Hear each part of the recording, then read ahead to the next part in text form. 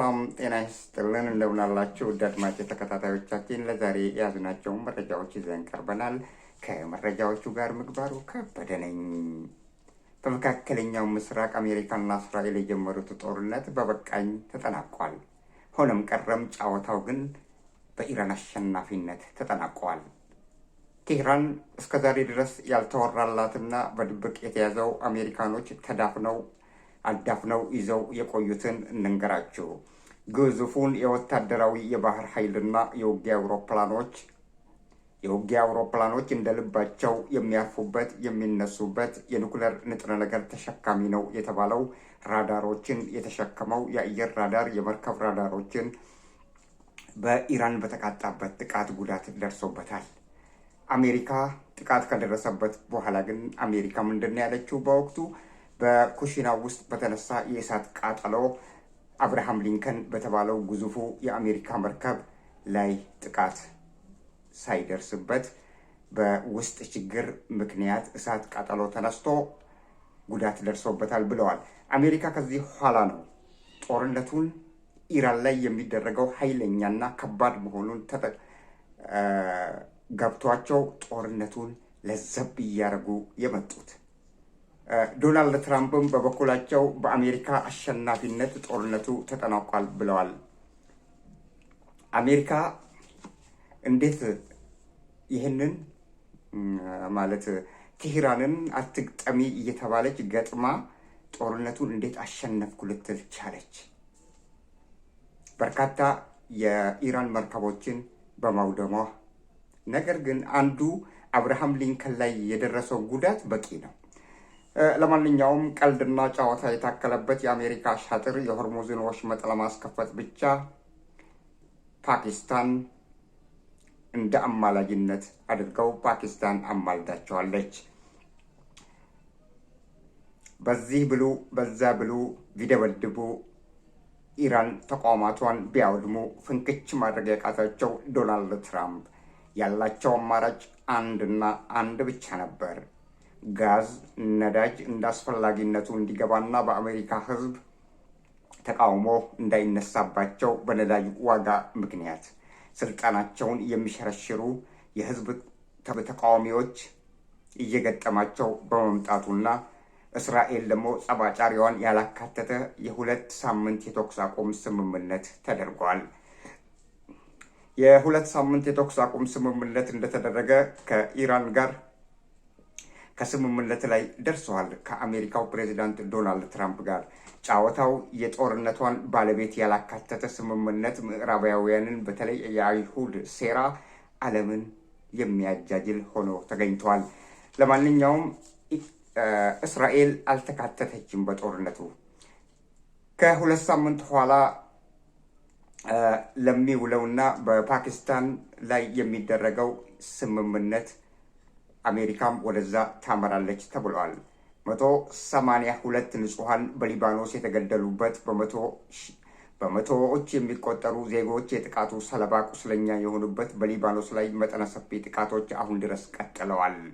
አሁን በቀጠሉበት ሁኔታ ላይ እስራኤልን ያላካተተ የሂዝቦላህ ዘመቻን ያልነካ ምን የሚሉት ስምምነት ነው የሚሉ ሀሳቦችም ተነስተዋል። ከሂዝቦላህ ጋር ትንቅንቅ ውስጥ ያለው የአይሁድ ወታደሮች በዘፈቀደ በአንዲት ሉዓላዊ ሀገር ዳር ድንበር ላይ ተሻግሮ በእግረኛ ወታደር በሚሳኤል ደግሞ ሌላኛው ጥቃት መሆኑ ተነግረዋል። ሊባኖስ ምን በድላ ነው ዜጎቿ የሚገደሉት የሚለው ጥያቄ ጭሯል።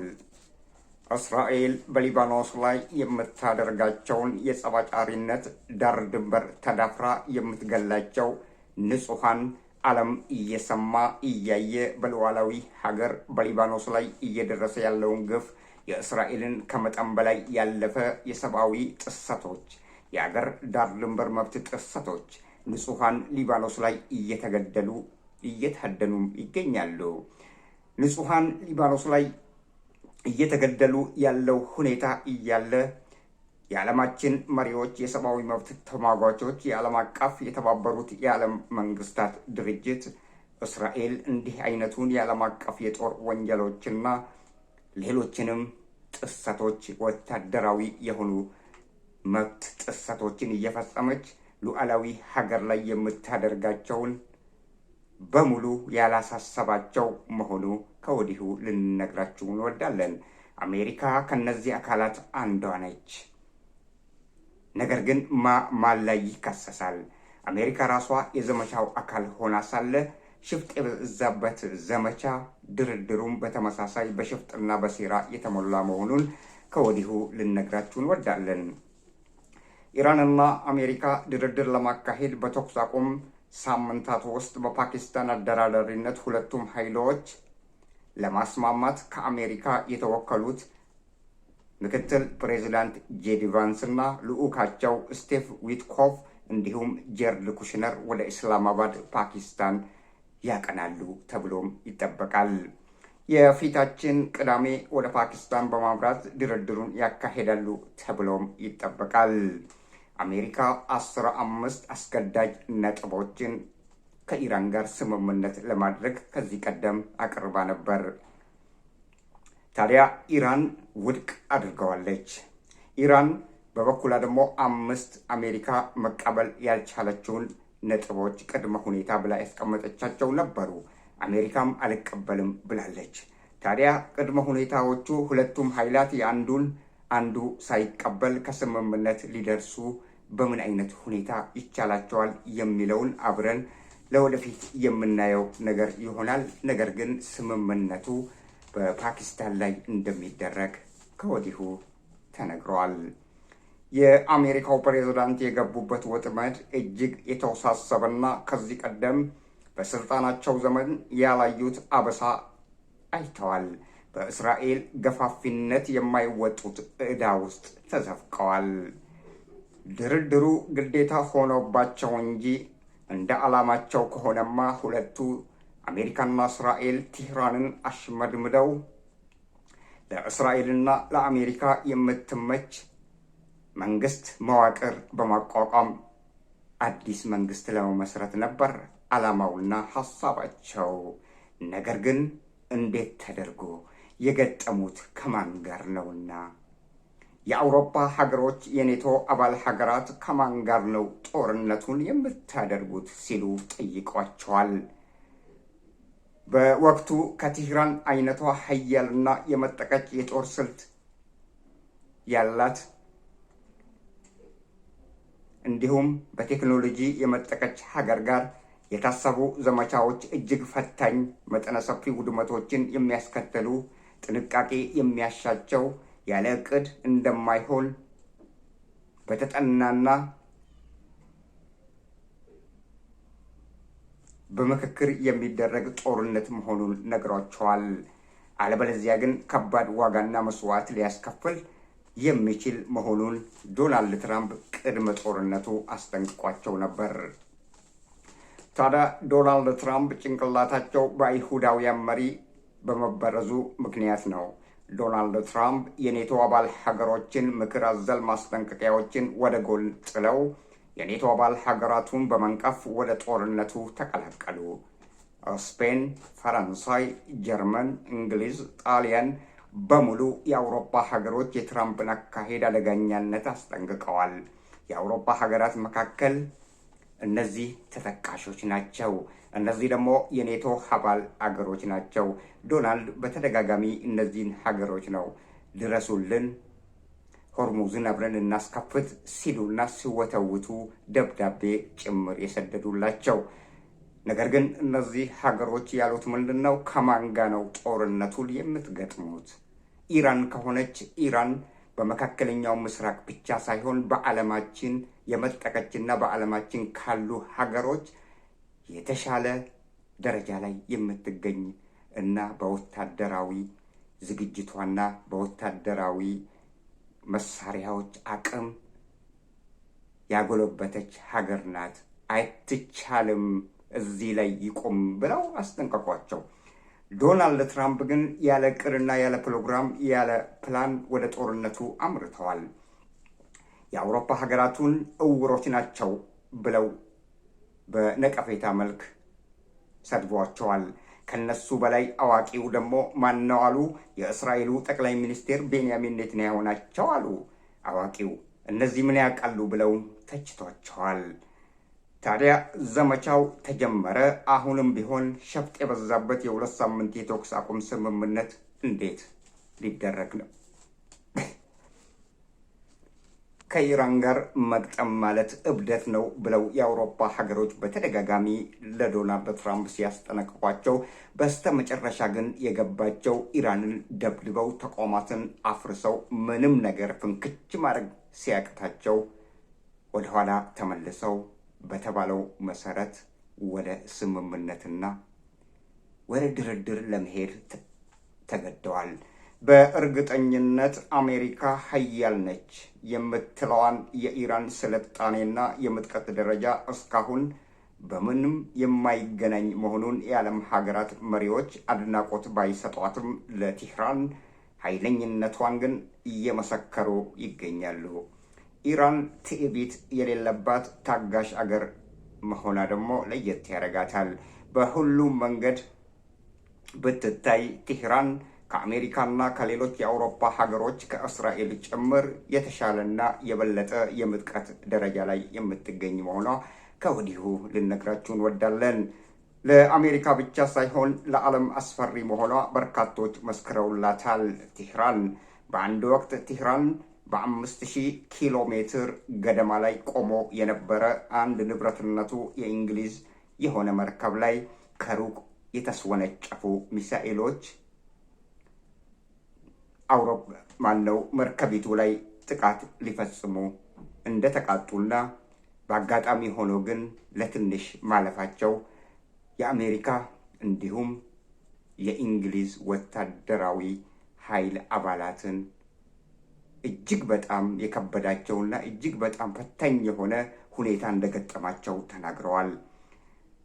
በጣም ያስደነገጣቸው ጉዳይም ሆኗል። እንግሊዝ የአውሮፓ ሀገሮች እስከ ዛሬ ድረስ እንግሊዝም ብትሆን አሜሪካም እንዲህ አይነት ሚሳኤሎችን 5000 ኪሎ ሜትር ርቀት መጓዝ የሚችል አምርተው አያውቁም። ይሄ መሳሪያ ከየት ነው የተስወነጨፈው ብለው አሰቡ። ከቴህራን እንዲህ አይነት ምጥቀት ላይ መድረሷ በምን አይነት ሁኔታ ነው ብለው ተገርመዋል። ሌሎች ደግሞ የተገረሙበትና ክስተት ተፈጽመዋል። ያንን ያዩት የሰሙት የአሜሪካው ፕሬዝዳንት ደግሞ ውሎ ሳያድር ዓለምን ሊያንቀጠቅጡ የሚችሉበትን ግዙፉ የአሜሪካ አብርሃም ሊንከን መርከብ በኢራን በተቃጣበት ጥቃት ጉዳት ደርሶበታል። የአሜሪካ ጦርነት ፍላጎት እዚህ ላይ ነው ወደኋላ የሳበው። አሜሪካ የጦርነት ፍላጎቷ በኢራን ላይ ያሰቡት በአጭር እንዲቋጭ ያስገደዳቸው ትልቁ ምስጢር ይሄ ነው ተብሏል። አሜሪካ ዝምታዋን እንድትመርጥ ያስገደዳት ለዓለም የገባችውን ለዓለም የተናገረችውን ያፈሩበትና የአብርሃም ሊንከን መርከብ ጉዳት እንደደረሰበት አደጋ ገጥሞት ለጥገና ከ10 ዓመታት በላይ ያስፈልገዋል ተብሎም ተገምቷል። ትልቁ የአሜሪካ ግዙፉ የዓለማችን መርከብ የተባለው አብርሃም ሊንከን ከኢራን ጋር በተዘመተ ዘመቻ በሁለተኛው ሳምንት 3ኛው ሳምንት አካባቢ ላይ ተመቷል። ትልቁ አሜሪካ ከኢራን ጋር ዘመቻውን ልታቋርጥ ያስገደዳት ምክንያትም አንዱ ይሄ ነበር። አሜሪካ በመርከቡ የደረሰውን ጉዳት ሽምጥጥ አድርገው በመካድ በምግብ መስሪያ የሚሰራበት ቦታ ወይንም ኩሽና አካባቢ ላይ በመርከቡ ውስጥ በተነሳ እሳት አብርሃም ሊንከን የተባለው ግዙፉ መርከብ ጉዳት ደርሶበታል ብለዋል። ነገር ግን ቴህራን ባስወነጨፈችው ሚሳኤል ጉዳት እንደደረሰበት ከወዲሁ ልነግራችሁ እንወዳለን። አሜሪካ ያለዛ መርከብ ኢራን ላይ ያሰበችውን እግረኛም ይሁን የጦር ኃይል በጀቶች የምታደርገውን ማሰማራት አይቻላትም። ከዛ በኋላ ተስፋ ቆርጠው አሜሪካኖች መርከቢቱን ይዘው ወደ ኦማን አካባቢ ወስደውታል። ከዚሁ ጋር ተያይዞ በ1988 እንደ አውሮፓውያን አቆጣጠር በኢራን በተጠመደ የውሃ ውስጥ ፈንጂ 21 ጫማ ከፍታ የነበረው የዩኤስ ሳሙኤል ሮበርትስ የተባለውን ግዙፉ መርከብ ላይ ከፍተኛ ጉዳት ልታደርስ ችላለች። ማነች? ቴህራን ራሷ። በወቅቱ 10 በመርከቡ ውስጥ የነበሩ ሰዎችን ጉዳት አድርሶባቸዋል። መርከቡንም ከጥቅም ውጪ ሊያደርጉ የቻሉ የምጥቀት ደረጃ ያልተሰጣቸው የመካከለኛው ምስራቅ ሀገር ቴህራን ናት። በወቅቱ መርከቡ ላይ ጥቃት የፈጸሙት በሚሳኤል ሳይሆን በውሃ ውስጥ በባህሩ ውስጥ በተጠመደላቸው ፈንጂ መሆኑ ደግሞ አስገራሚ ክስተት አድርጎታል። አብርሃም ሊንከንም በተመሳሳይ በ2026 አሁን በዚህ በአንድ ወር ከ5 ቀን ጦርነት ላይ ትልቁ ግዙፉ የዓለማችን መርከብ የተባለው በቦታው አሜሪካ በየትኛውም አይነት ሁኔታ ከኢራን ጋር ጦርነቱን መቀጠል እንደማይቻላት አብርሃም ሊንከን ከተጎዳ በኋላ እንደማይቻላት አሜሪካ ከወዲሁ ተገንዝባለች። ለዚህም አሜሪካ ያላትና የመጨረሻ አማራጭ ምን መሆን አለበት? ከቴህራን ጋር ስምምነት ያሻታል ማለት ነው። አለበለዚያ ደግሞ የዓለማችን ሕዝብ ደግሞ ዶናልድ ትራምፕ ተሸንፈው ከቴህራን ጋር በቴህራን በደረሰባቸው ከባድ ጥቃት አሜሪካ ተሸንፋለች ላለመባላቸውን ቶሎ ብለው ምክንያቱም ቴህራን እያደረገች የነበረው ምንድነው? አውሮፕላኖቻቸውን F-15 F-13 ሌሎችንም አውሮፕላኖች ከአፈር እየደባለቀች በነበረችበት ሁኔታ ላይ ነበረ። ዶናልድ ትራምፕ በዚሁ የሚቀጥል ከሆነ አብርሃም ሊንከን ተመትተዋል፣ ትልቁ መርከብ እንደገና አውሮፕላኖቹ F-13 F-15 የተባሉ አሜሪካኖች የሚመኩበት ስንት ቢሊዮን ዶላር የወጣበትና የተሰራ አውሮፕላን ከመሬት ቴህራኖች ሲያደባልቁት በዚህን ጊዜ ነው ዶናልድ ትራምፕ የግድ ወደ ጦርነቱ ከመሄድና ከመዋረድ ይልቅ ከቴህራን ጋር በስምምነት ነገሮችን መቋጨት አለብን ብለው ወደ ስምምነቱ የሄዱት። የአብርሃም ሊንከን መርከብ ለጦርነቱ ትልቅ ተስፋ የሚሰጥ በመሆኑ በርካታ ወታደራዊ ቁሳቁሶችን የያዘ ግዙፍ መርከብ መሆኑ 100,000 ቶን ሊሸከም የሚችል 90 የተዋጊ አውሮፕላኖችን ተሸካሚ F-35C የተባለውን የውጊያ አውሮፕላን ተሸካሚ ሄሊኮፕተሮችን ተሸካሚ በአጠቃላይ በአሜሪካ አሉ የሚባሉ የተዋጊ አውሮፕላኖችን የተሸከመ መርከብ ነው። ዛሬ ላይ ቴህራን አፈርድሜ ያበላችው እንዳይንቀሳቀስ ሁሉ ያደረገችው። ታዲያ ኤርዊንግ FA-18 የላቀ የጦር ጀት የተባለው በሙሉ የተሸከመና የመርከቡ መጎዳት ደግሞ የአሜሪካን የጦርነት ፍላጎቱ በአጭሩ እንዲቋጭ ያስገደደበት ምክንያቱ ይሄ ነው። በሌላ በኩል ደግሞ አንድ አለ።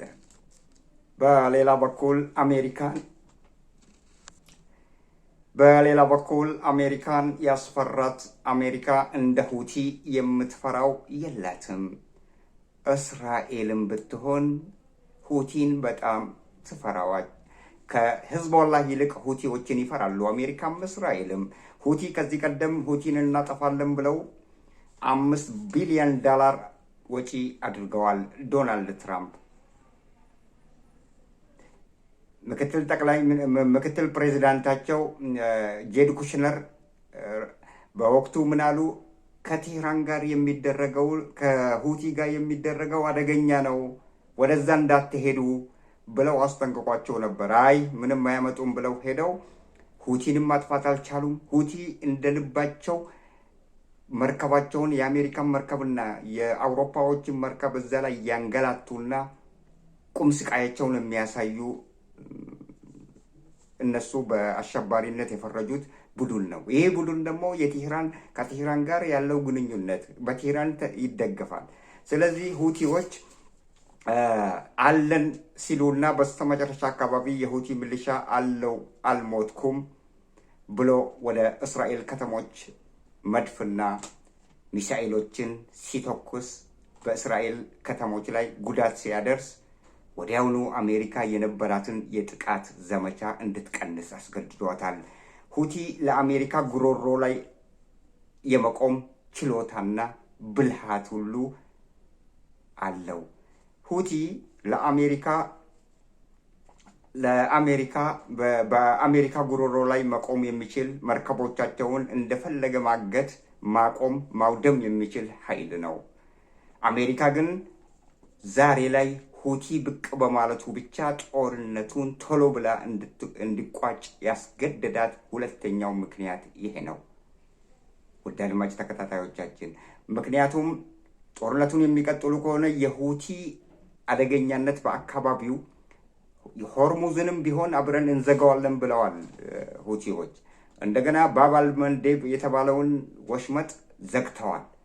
በዚህን ጊዜ የአሜሪካ መርከብ ሆነ የሌሎች የአውሮፓ ሀገሮች መተላለፊያቸው አንድም ቦታ ላይ ወደ አፍሪካ እንኳን ዞረው እንዳይሄዱ ባብ አል-መንዴብ እና በዛ በኩል ደግሞ ሁቲዎች አሉ፣ ሁለቱንም ይዘጉታል።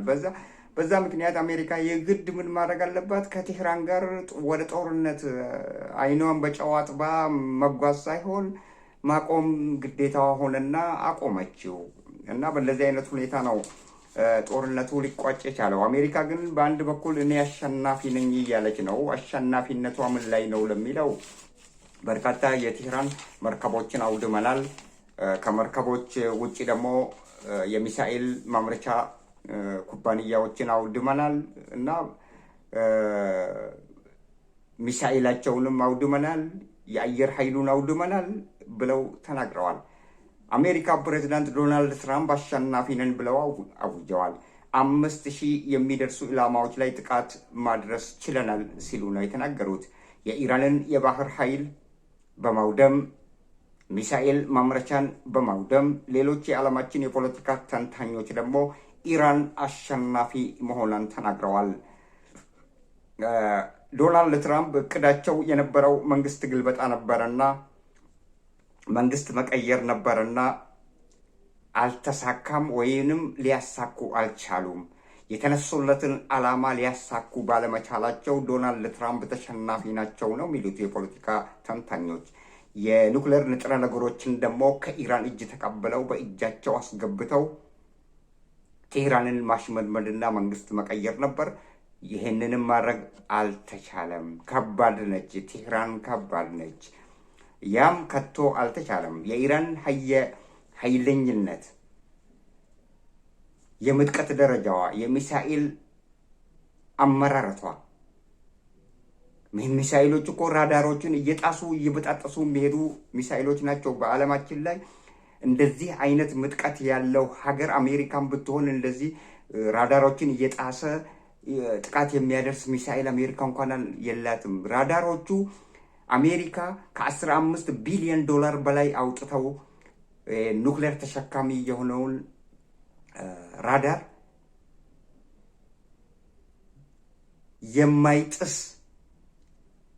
ራዳር እንሰራለን ብለው ነው ያንን ሁሉ ገንዘብ አውጥተው የአሜሪካው ፕሬዚዳንት ዶናልድ ትራምፕ በሮናልድ ሬገን ወቅት ላይ እንሰራለን ተብሎ ከፍተኛ የአሜሪካ ገንዘብ እዛ ላይ ፈሰስ ተደርጎ መሳሪያዎቹ ለእስራኤላውያን የተሰጡት እነዚህ ኤርስሊንግ ምናምን የሚባሉ ባትሪ የሚባለው እነዚህ አሜሪካ የሰራቻቸው ናቸው።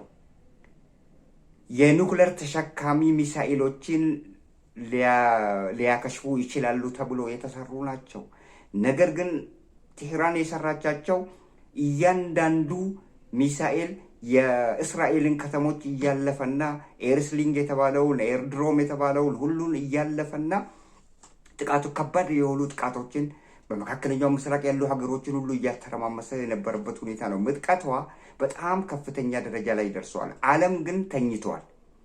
ዓለም የሚያስበው አሜሪካ ኃይለኛ ናት። እንደ አሜሪካ እንትን ያለው በዓለማችን እንደ አሜሪካ ምጥቀት ያለው ሀገር የለም ብለው ነው የሚመኩት የሚናገሩትም።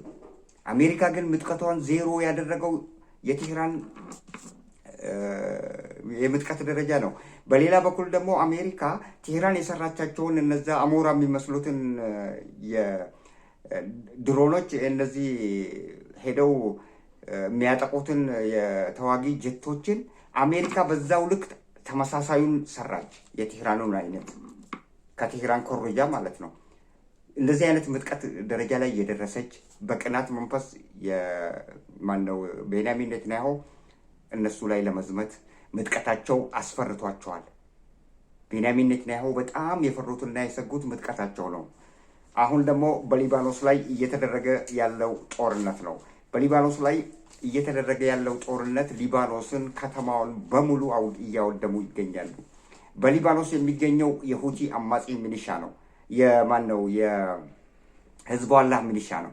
ህዝቡላህ ደግሞ ዛሬ ቴህራን ባወጣችው አዲስ እቅድና አዲስ ለእስራኤል ያስተላለፈችው መልእክት እስራኤል በሊባኖስ የሚደረገውን በህዝቡላህ ላይ የሚደረገውን ጥቃት የማያቆም ከሆነ ጥቃት እንፈጽማለን ብለዋል። አሁን ለብቻ ነው ያለው። ማነው? ቤንያሚን ኔታንያሁ። ቤንያሚን ኔታንያሁ እያለ ያለው እኮ የዓለማችን ሀያል እናረጋታለን እስራኤልን እያሉ ነው። ሀያል እናረጋታለን በመካከለኛው ምስራቅ አይደለም፣ በዓለማችን ሀያል እንደ አሜሪካ ከአሜሪካ ጎን የምትሰለፍ ሀገር እናደርጋታለን ብለው ነው የተናገሩት። በዛ ምክንያት በአካባቢያቸው ያለውን ሁሉ እንደ እግዚአብሔር ከኛ በላይ የለም እያሉ ሊባኖስን ዳር ድንበሯን ተዳፍረው መንግስት ያላት ሀገር ሉዓላዊነቷን ተዳፍረው ተሻግረው የሊባኖስን ህዝብ እየደበደቡና እየገደሉ ነው ያሉት። የዓለማችን እውሮች የዓለማችን ሀያል ነን የሚሉት የተባበሩት መንግስታት ድርጅት ሁሉም ዝም ብሏል። ሁሉም እያየ እንዳላየ ዝም ብሏል። ከዚህ ቀደምም ቴህራን የኒኩሌር ንጥረ ነገሮችን እያብላላች ትገኛለች። 95% ደርሷል የኒኩሌር መጠኗ እየተባለ በሚወራበት ወቅት ላይ ቴህራን ያወደመችው የእስራኤል ትልቁ የኒኩሌር ጣቢያ በዲሞና ላይ የሚገኘው ያ የዓለማችን ህዝብ ያውቃል። የኒኩሌር እነዚህ የኒኩሌር ተቆጣጣሪዎችም በደንብ አድርገው ያውቃሉ። እስራኤል የኒኩሌር ቦምቦችን እያመረተች መሆኗ። ቴህራን ግን እዚህ ጋር የኒኩሌር ቦምቦችን እያመረተች ነው። ቴህራን ቦምብ አላመረተችም፣ እያብላላች ነበረ። 95% ቢደርስም ቦምቡን ግን ሰርታ አላስቀመጠችም። በተጨባጭ ግን እስራኤላውያን በዲሞና እያደረጉ ያሉት ኒኩሌር ቦምቦችን እየሰሩ ነው። በዓለማችን የተከለከለና ባን የተደረገውን ዓለማችን ይህንን ሁሉ እያየ ዛሬ ላይ ይህንን ሁሉ እየሰማ የኒኩሌር ተቆጣጣሪዎቹ የዩኤን የሚባሉት የዓለም አቀፉ ድርጅት የሰብአዊ መብት ተሟጋቾች ሁሉም እያዩ ዝም ብለዋል። እስራኤል እግዚአብሔራቸው ነች ወይስ ምንድን ነች? አንድ ቀን ግን ትወድማለች። እስራኤል አሁን ተነስታለች። ምክንያቱም ሁሉንም ሀገር እያዳረሰች ትገኛለች። ሊባኖስ፣ ሶሪያ ላይ ከዚህ ቀደም እነዚህን እኮ የቴህራን ባለስልጣናትና ጄኔራሎችን እየተከታተለች በደማስቆ ስትገላቸው ነበር። እንደገና በሊባኖስ ስትገላቸው ነበር።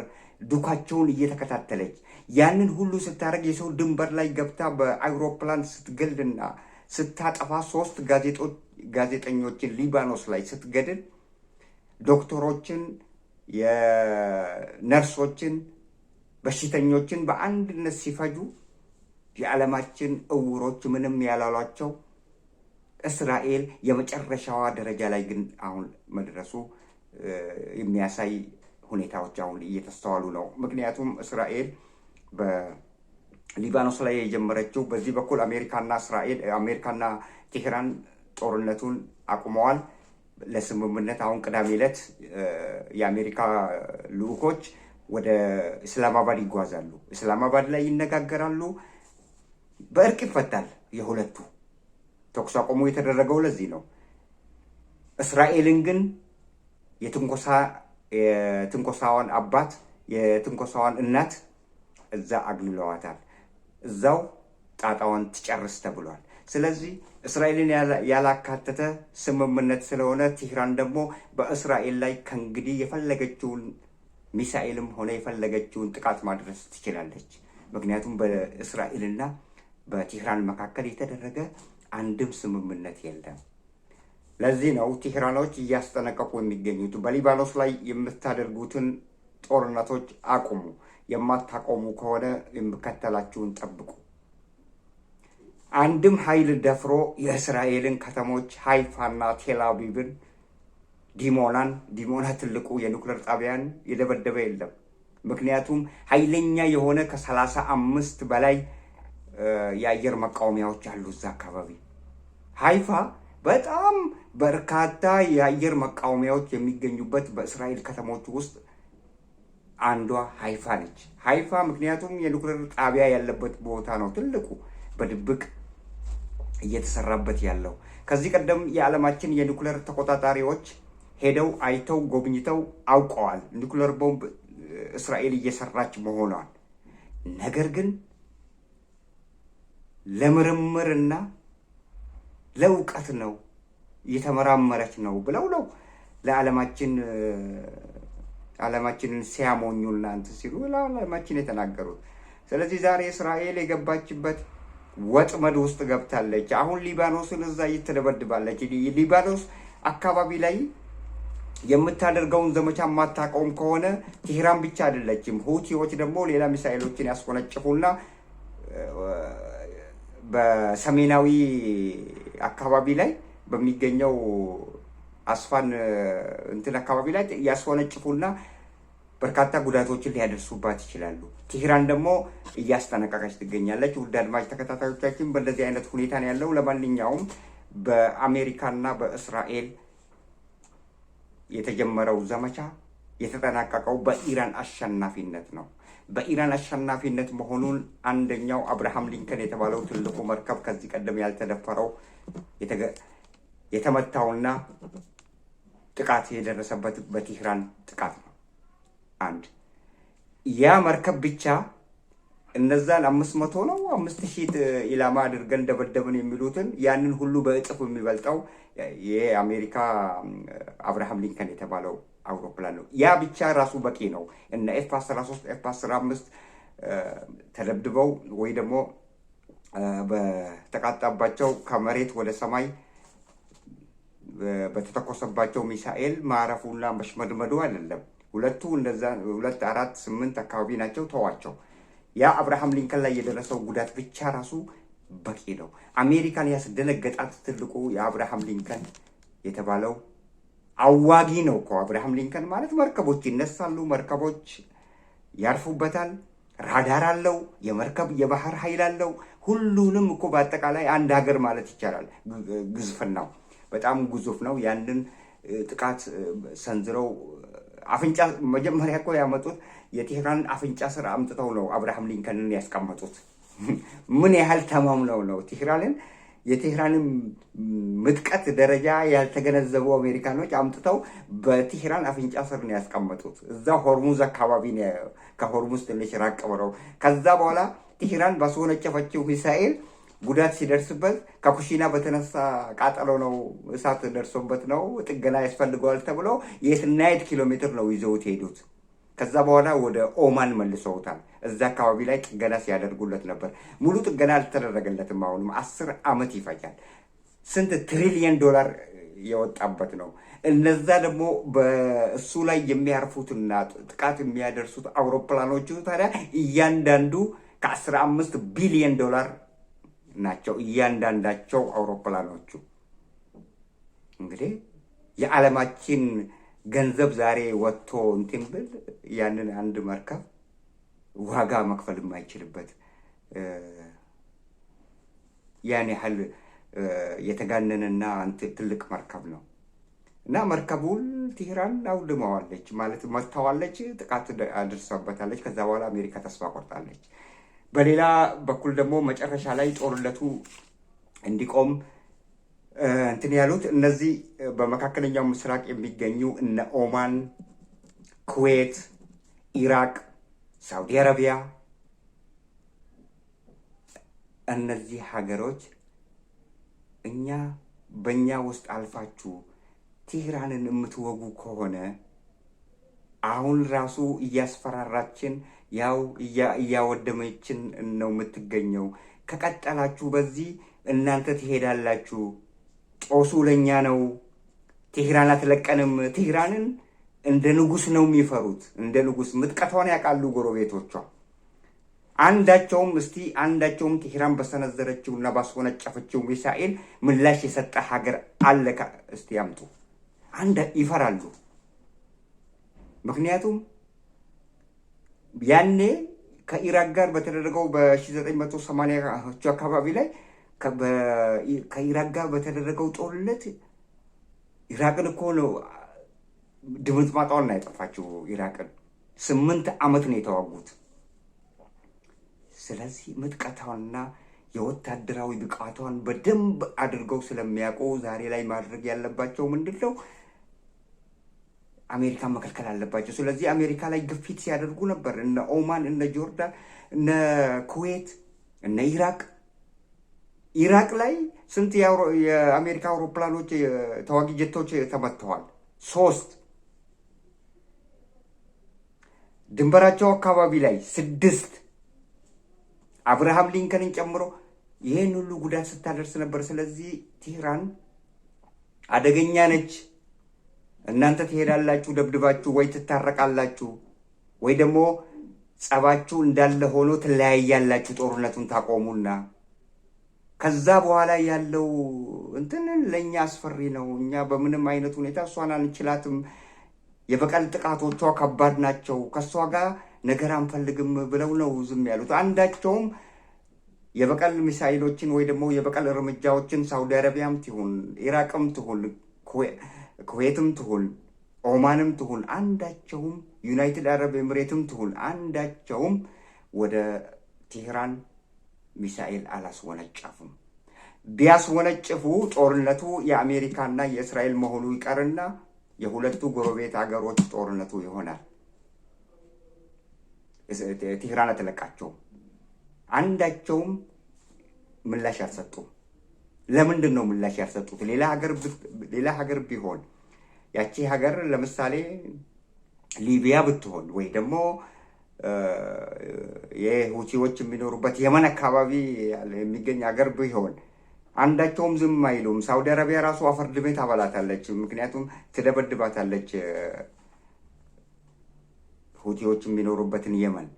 ስለዚህ ሀገሯ የገጠሙት ከእብዶች ጋር ነው የገጠምነው ብለው ነው መጨረሻ ላይ የአሜሪካ ፕሬዚዳንት ዶናልድ ትራምፕ ራሱ ከእብዶች ጋር ነው የገጠምነው፣ ኃይለኞች ናቸው።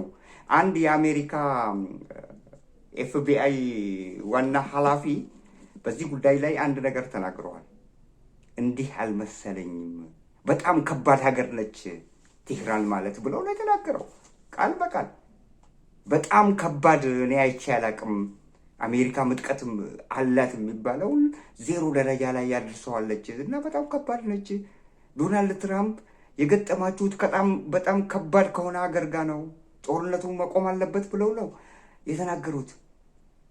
የኤፍቢአዩ ትልቁ ኃላፊያቸው ሰላዩ የአሜሪካ ስለላ ድርጅት ከእስራኤል ጋር በመሆን ከሞሳድ ጋር በመሆን በቴህራን ላይ ባለስልጣናት እንዲገደሉ ያደረጉና ባለስልጣናቶች እየታደሉ በሄዱበት ዱካቸውን እየተከታተሉ እንዲገደሉ ምክንያት የሚሆኑት እነዚህ ሞሳድ የተባለው የእስራኤሉና ኤፍቢአይ የተባለው የአሜሪካ የስለላ ድርጅቶች ናቸው።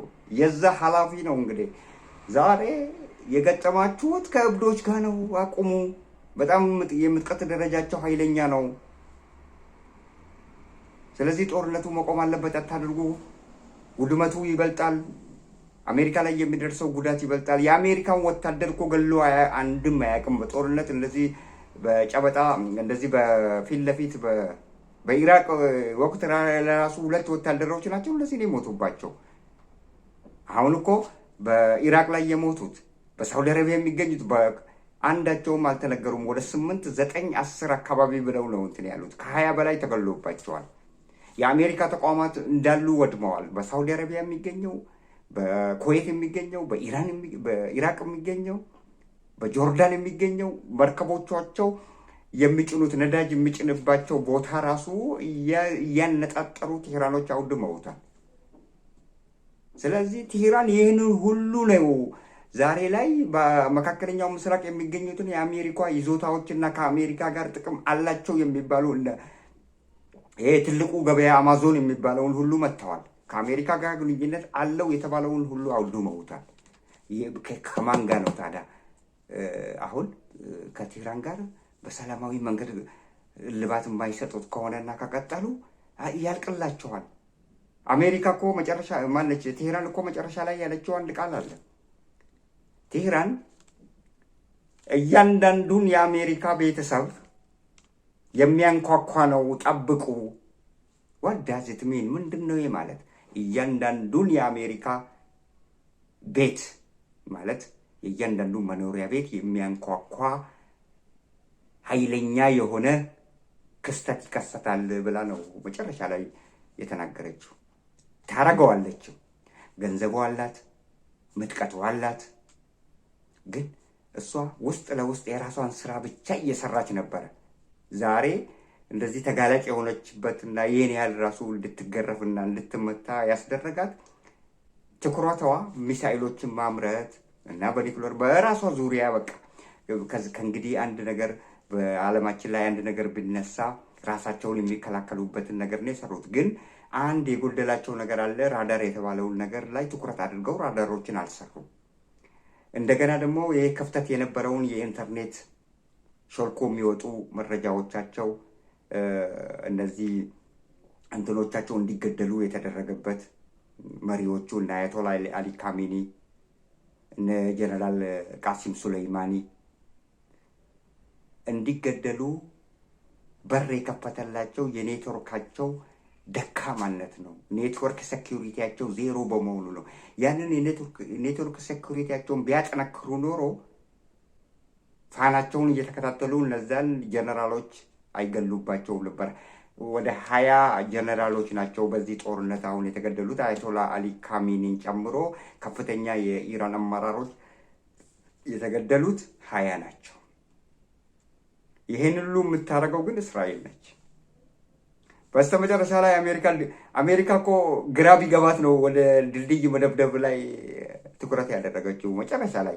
ምክንያቱም ድልድይ እንደነሱ ዓላማ ድልድዮችን የሚያፈርሱ ከሆነ መተላለፊያ የላቸውም። በእግረኛ እንኳን ብንዋጋ ከነሱ ጋር መተላለፊያ የላቸውም። ሰዎቹ ዝንጀሮ ናቸው። መተላለፊያ ወዲያውኑ ይሰራሉ። ወዲያውኑ ጊዜያዊ እንትን ዘርግተው ጊዜያዊ ድልድይ ያልፋሉ።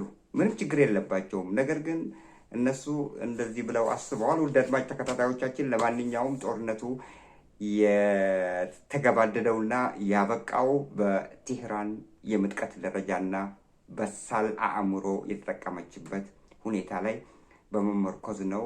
ባደረሰቻቸው በመካከለኛው ምስራቅ ባደረሰቻቸው ጥቃቶች፣ በእስራኤል ላይ ባፈጸመችው ከባድ ጥቃት፣ በአሜሪካ ይዞታዎች ላይ ባደረሰችው ጥቃቶች ዛሬ ላይ አሜሪካ ተርበርብዳ ዛቻ በየጊዜው እኮ እንትን ስትሰጥ ነበረ በ48 ሰዓታት እያለች በቃ ፈርታ ነው አሜሪካ ያላት አማራጭ።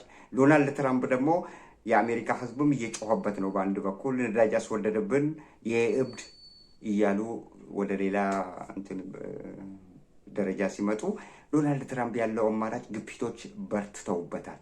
የኔቶ ግፊት አለ፣ የአውሮፓ ሀገሮች እንደገና በውስጣቸው ደግሞ ሁለት ጎራ ተከፋፍለው ዶናልድ ትራምፕ እያደረገ ያለው ልክ አይደለም ብለው ተችተው በቃ ዶናልድ ትራምፕን እንትን ሲያደርጉት፣ ዶናልድ ትራምፕ ደግሞ በአይኑም አይቶታል። የአውሮፓ ሀገሮች ያሉትን ከቴህራን ጋር መቅጠም ማለት እብደት ነው። እነሱ እብዶች ናቸው። ለሚሞተው ጉዳይ የላቸውም። እንደ ጽድቅ ነው የሚቆጥሩት። ምክንያቱም በሀገራቸው ላይ መጥቶ የተተናኮሳቸውን በሃይማኖታቸው አካሄድ ስታይ ሃይማኖታቸው በሀገራችሁ ላይ የመጣን አስወግዱ ነው የሚለው። ስለዚህ በሃይማኖታቸው ላይ የሚመጣን ነገር የተገደለባቸውም አያስቡም። ሸሂድ ብለው ነው የሚያስቡት። ጥያቄ የሌለው ወደ ገነት የሚገባ ነው ብለው ስለሚያስቡ በሃይማኖታቸው የተሰጠ በዚህ ደረጃ እነዚህን ሰዎች መግጠምና ከነሱ ጋር ያልሆነ ነገር ውስጥ መግባት አይቻልም ብለው ዶናልድ ትራምፕ የግድ ለፓኪስታኑ መሪ ነግሯቸው እባክህን በቃ አንተ ትቀርባቸዋለህ አስታርቀን ብለው ነው ለምነው የፓኪስታኑ መንግስት ከዛ በኋላ 2 ሳምንት ተኩስ ብሎ ዶናልድ ትራምፕ የፓኪስታኑ መሪ ሲናገሩ አንድ ቃላት ተንብሰዋል። ምክንያቱም የእሳቸው ንግግር ነው በዛ በኩል የመጣው። አንድ ቃል አልተነፈሱም። ከዛ በፊት እኮ ድርድር ይደረግና በሰላማዊ መንገድ ይፈታ ብለው ሲጠየቁ ዶናልድ ትራምፕ ይሄንን የምሰማበት ጆሮ የለኝም እኮ ነው ያሉት። እቺን የጠገበችና ወጠጤ የሆነች እጅ አሰጣትና መንግስት ገርስሼ ብለው ዛቻ ሲያደርጉ ነበር። አሻፈረኝ ነው ያሉት። በእርቅ አይሆንም፣ የኒኩለር ጣቢያዎቿ መውደም አለባቸው፣ ኒኩለር ንጥረ ነገሮቹን ማስረከብ አለባት። ይሄ የጠገበው መንግስት ደግሞ ተገርስሶ ሌላ መንግስት መምጣት አለበት። በጣም ያልጠገበ በጣም አክራሪ ያልሆነ እነዚህ አክራሪዎች በሙሉ መውደም አለባቸው ብለው ነው ዶናልድ ትራምፕ እምቢ ያሉት። አሁን ደግሞ ግዴታ ሆነና በዛ በኩል መጥተዋል። ውድ አድማጭ ተከታታዮቻችን ለዛሬ ያሉ መረጃዎች እነዚህ ናቸው። በሌላ መረጃዎች እስክንገናኝ ቸር ያገናኘን።